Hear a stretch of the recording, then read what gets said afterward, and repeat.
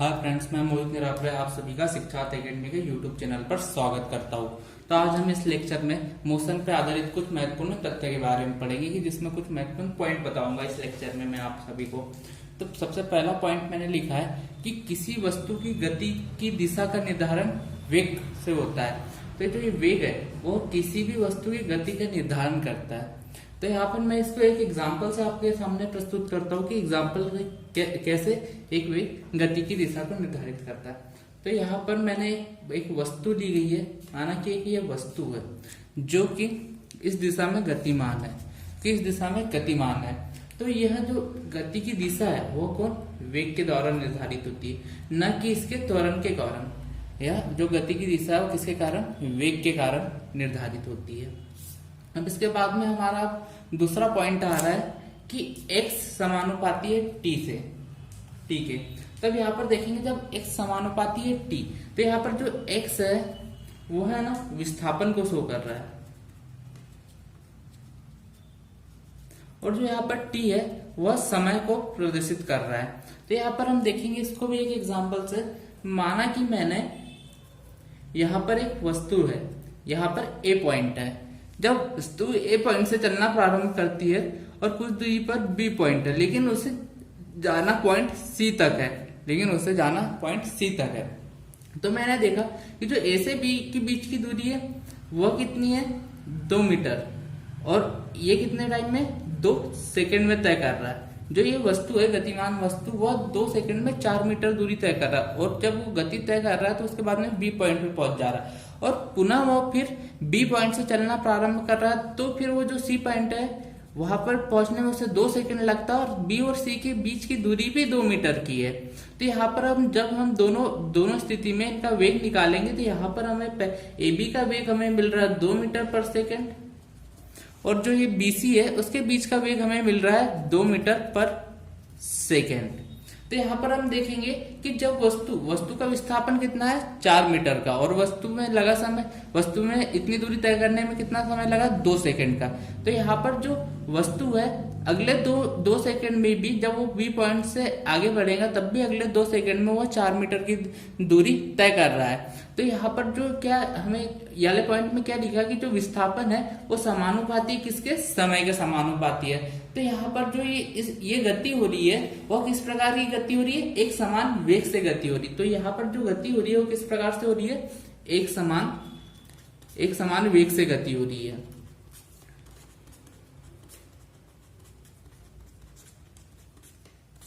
अब इसके बाद में हम आते हैं तीसरे पॉइंट पर कि हमें किसी क्वेश्चन में दिया हुआ है कि जो वस्तु का विस्थापन है उसके समय के वर्ग के समानुपाती है। अगर किसी क्वेश्चन में बोला गया है कि जो वस्तु का विस्थापन है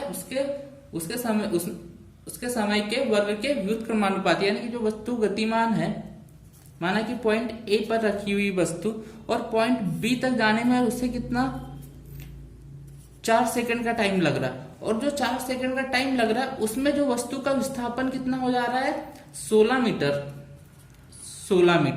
तो जब हम देखेंगे कि कोई वस्तु है एक पॉइंट पे रखी है और बी पॉइंट पे जा रहा है, और तो वह एक पॉइंट से बी पॉइंट जाने में समय ले रहा है हमारा 4 सेकंड का, और वस्तु का जो विस्थापन है वो कितना हो रहा है, 16 मीटर का। तो यहाँ पर हम देखेंगे कि जो वस्तु है वह वस्तु ने विस्थापन 16 मीटर का तय करा है, और उसको कितना टाइम 4 सेकंड का लग रहा है। तो उसमें जो एक संबंध है, यानी कि जो संबंध है, तो उसे क्या कह सकते हैं हम, जो विस्थापन है वह वस्तु का ए पॉइंट से बी पॉइंट तक जाने में लगे समय का वर्ग के बराबर है। तो हम यहाँ से इसे आसानी से समझ सकते हैं।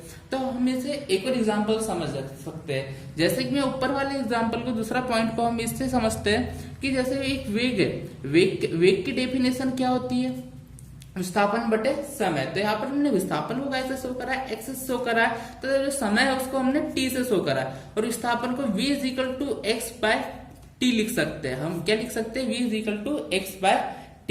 तो यहाँ से हम देखेंगे जब ये समय को मैं इधर पक्षांतर कर देता हूँ, तिर्यक गुना कर देता हूँ, तो यहाँ पर क्या हो जाएगा, vt = x। तो यहाँ पर भी वही लिखा है कि यदि कोई वस्तु का विस्थापन और समय एक समान अनुपात में बढ़ता है तो वो क्या कहलाता है, वह जो वस्तु रहती है एक समान वेग से गति करती है। लेकिन यहाँ पर स्थिति क्या आ रही है कि जो विस्थापन वो समानुपाती समय के वर्ग के। तो यहाँ पर हम पहले त्वरण की बात करेंगे कि यहाँ पर हमने त्वरण का सूत्र क्या होता है, v अपॉन टी। अब यहाँ पर मैं v अपॉन टी में क्या, v के स्थान पे क्या पुट कर दूंगा, x अपॉन टी, और यहाँ पर भी अपॉन में टी रहेगा। तो जब इसे हम लास्ट में हमें इक्वेशन मिलेंगी a is equal to x upon t का स्क्वायर, या फिर मैं इसे अच्छे से लिख देता हूँ, x is equal to a x upon t का स्क्वायर। तो हम इसमें देखेंगे कि जो यहाँ पर हमारा पॉइंट भी वही लिखा हुआ है कि जब वस्तु का विस्थापन समय के वर्ग के समानुपाती होता है। तो यहाँ पर हम एग्जाम्पल में वही देखा कि जब वस्तु ए पॉइंट से चलना प्रारंभ करी है और बी पॉइंट पर पहुंचती है तो उसे लगा समय टी है और उसका विस्थापन कितना है, 16 मीटर का। तो यहाँ पर जो ये गति होंगी तीसरे पॉइंट में, तो ये किस प्रकार की गति होंगी, एक समान त्वरित गति। तो यहाँ पर जो गति हो रही है वो किस प्रकार की हो रही है, एक समान त्वरण से हो रही है। ठीक है, मैं आशा करता हूं कि आपको ये दोनों पॉइंट भी आसानी से समझ में आए होंगे। अब इसके बाद में मैं आता हूं तीसरे पॉइंट पर।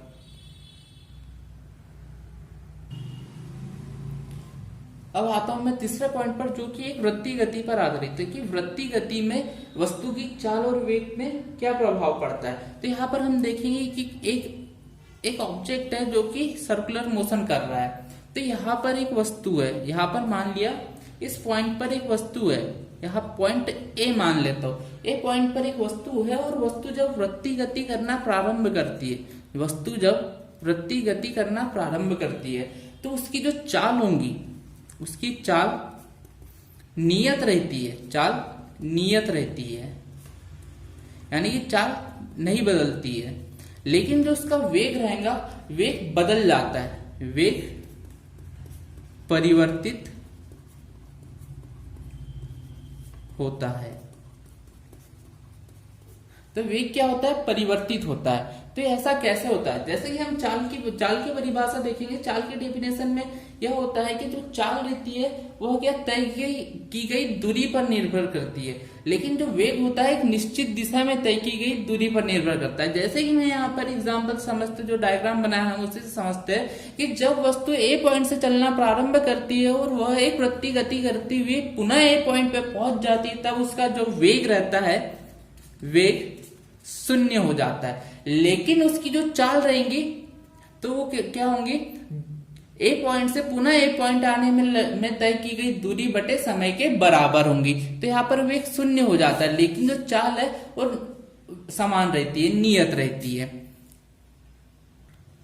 अब मैंने चौथे नंबर पे पॉइंट लिखा है, गुरुत्व के अधीन गति में यदि हम किसी वस्तु को गुरुत्व के अधीन गति के लिए है, या ले कुछ पॉइंट्स कि जब वस्तु गुरुत्व के अधीन गति करती है तब क्या क्या महत्वपूर्ण तथ्य हमारे सामने निकल के आते हैं, इस बारे में मैं आपको भी बताऊंगा। तो सबसे पहला पॉइंट है, जैसे कि मेरे हाथ में यहाँ पर मैं ए पॉइंट पर मैं खड़ा हूं, मैंने ए पॉइंट से एक वस्तु को ऊपर की ओर फेंका। तो मैंने ए पॉइंट से ऊपर की ओर फेंका तो वह एक अधिकतम ऊंचाई पर आकर रुक जाती है। फिर वहां पर जब रुक जाती है वो पुनः वापस रिटर्न आ जाती है। तो मैंने माना कि उसकी अधिकतम ऊंचाई पॉइंट बी पर है। उसके बाद में वस्तु है ना बी पॉइंट से पुनः वापस आने लगती है। जब वस्तु बी पॉइंट से पुनः वापस आने लगती है तो यहाँ पर पॉइंट ए पे पहुंच जाएंगी। तो उस समय जब वस्तु ए से बी पर जाती है फिर बी से ए पर आती है, तो उसमें लगे समय हमें क्या संबंध होता है, इसके बारे में हम ये वाले पॉइंट में पढ़ेंगे। तो यहाँ पर जो वस्तु ए है, वस्तु जब ऊपर फेंकी जाती है तो यहाँ पर एक गुरुत्वीय त्वरण जी कार्य करता है, लेकिन जब नीचे आएंगे तो भी यहाँ पर गुरुत्वीय त्वरण जी कार्य करता है।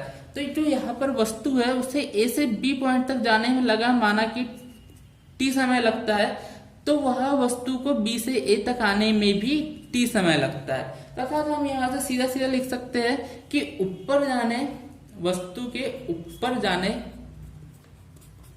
में और नीचे आने में आने में लगा समय समान होता है।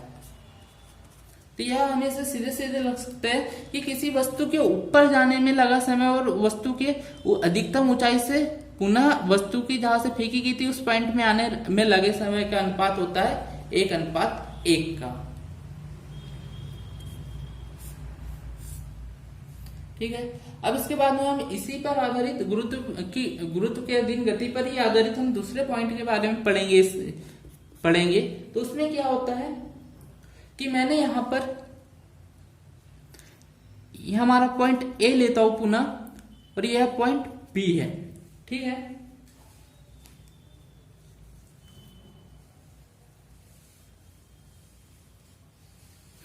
तो यहां पर पॉइंट ए है, तो मैं यहां पर देखूंगा कि मेरे पास में यहां पर एक m1 द्रव्यमान की एक वस्तु रखी हुई है। मेरे पास में यहां पर एक m1 द्रव्यमान की वस्तु रखी हुई है, तथा यहां पर दूसरी एक वस्तु है जिसका द्रव्यमान मैंने माना है m2।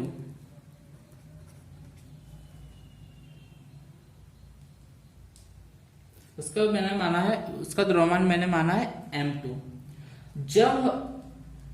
जब हम ये दोनों m1 वाली वस्तु और m2 वाली वस्तु को एक समान चाल से ऊपर की तरफ प्रक्षेपित करते हैं, ऊर्ध्वाधर ऊपर की तरफ फेंकते हैं, तो वह है ना, तो यहाँ पर क्या मैंने एक कंडीशन भी दी है। जब m1 वाली वस्तु का भी वेग की चाल भी v है और m2 वाली वस्तु की भी चाल कितनी है, v है। v चाल से ऊपर की तरफ जा रहे हैं, यहाँ पर v चाल से जा रहे हैं, यहाँ पर भी v चाल से जा रहे हैं, तो माना v चाल से जा रहे हैं। तो हम देखेंगे कि जब m1 वाली वस्तु और m2 वाली वस्तु की जो ऊंचाई रहेंगी, अधिकतम ऊंचाई, और दोनों की ऊंचाई समान रहेंगी। यहाँ पर भी जो m1 द्रव्यमान वाली वस्तु है वो भी h ऊंचाई तक जाएंगी और m2 द्रव्यमान वाली वस्तु भी h ऊंचाई तक जाएंगी। तो हम यहाँ पर सीधा कह सकते हैं कि जब यदि हम किसी दो विभिन्न द्रव्यमान वाली वस्तुओं को एक समान चाल से ऊपर फेंकते, ऊर्ध्वाधर ऊपर की तरफ फेंकते हैं, तो वह दोनों वस्तु समान ऊंचाई तक जाती है। तो यह हालत दूसरे पॉइंट में यह बताया गया कि जब दो भिन्न भिन्न द्रव्यमानों की वस्तु को एक समान चाल से ऊर्ध्वाधर ऊपर की तरफ फेंकते हैं तो वह समान ऊंचाई तक जाती है। तो यहाँ पर मैं लिख सकता हूं कि दोनों, या हम इसे कुछ इस प्रकार भी लिख सकते हैं, जो मैंने m1 द्रव्यमान वाली वस्तु लिखी उसकी ऊंचाई कितनी ऊंचाई तक गया, तो हम उसे कैपिटल में h मान लेंगे, और स्मॉल जो m2 द्रव्यमान वाली वस्तु उसकी ऊंचाई को हम h मान लेंगे। तो यहाँ से मैं सीधा सा एक इक्वेशन बनाकर लिख देता हूं h = h। ठीक है। मैं आशा करता हूं आपको ये समझ में आऊंगा। अब इसके बाद में हम आते हैं तीसरे पॉइंट पर।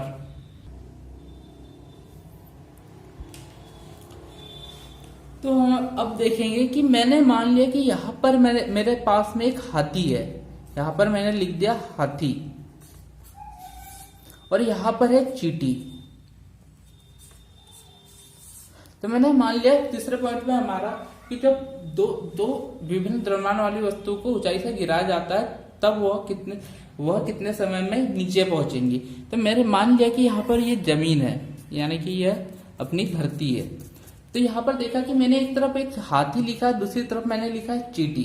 तो मैंने जब इन दोनों हाथी और चींटी को निर्वात में किसी ऊंचाई से गिराया जाता है, मैंने गिरा दिया, तो जब हाथी और चींटी का धरती पे पहुंचने का समय t, मैंने इसका हाथी का t मान लिया और चींटी का कैपिटल T मान लिया, यह दोनों बराबर होंगे। तो यहाँ पर क्या लिख सकता हूं मैं, t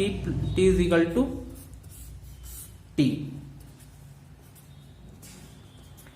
तो ऐसा क्यों होता है,